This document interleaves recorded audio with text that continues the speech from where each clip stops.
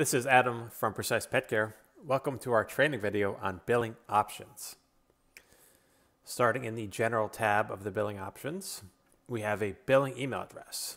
This email address will default to your site email address, which is set up in your communication options. But if you want the system to use a different email address for all billing related communication, you can set one here. The default terms determine the due date of an invoice. So we can have these be based on the invoice date, the date of the first visit on the invoice, or the date of the last visit on the invoice. So if it was after invoice date, say 5 days after invoice date, that would mean if the invoice was created today, it would be due in 5 days. If it was before first visit, say if the first visit on the invoice is in 10 days, and we have it 5 days before first visit, that would mean it would be due in 5 days. The invoice output determines what your invoices look like. You can have either summary or detailed. If you have detailed, it will mean that surcharges and add-on services will have their own line items instead of being included on the line item for the visit they are attached to. Once you have set a default tax rate, you can override that tax rate either for specific service types in the base services, specific territories in the territories, or for specific clients. You can set a custom tax rate for any of those or set any of those exempt. The invoice footer appears at the bottom of the invoice. You can have this include information, maybe just a thank you message, or if there's anything specific that you want your clients to know when they're viewing your invoice. The quote footer will appear at the bottom of quotes. Now, quotes will get turned into invoices once they are accepted by clients. So initially, if you had a quote, clients would see this footer, and then once they accepted that quote, they would see this footer. The invoice reminder is a reminder if you are pre-invoicing for visits.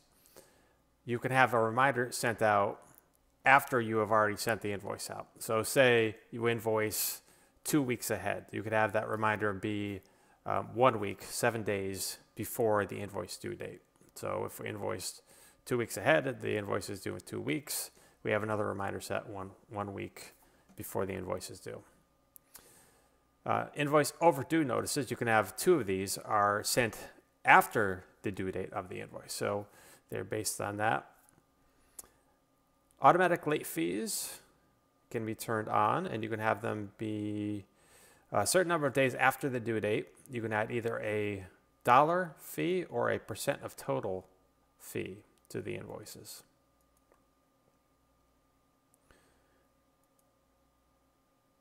Online payments.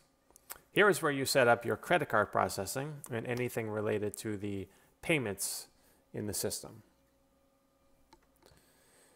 To set up integrated payment processing, you can choose from any of the options in the list. We have some additional options that we can customize for you.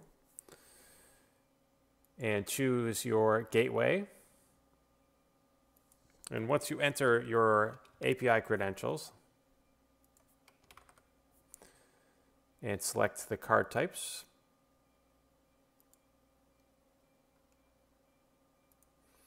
you can save that, and you'll see some new options pop up. Now you can have the system automatically charge credit cards, and you can have that on or off. That would be charged on the due date of the invoice. Automatic credit card processing can be turned off for specific clients and for specific invoices as well.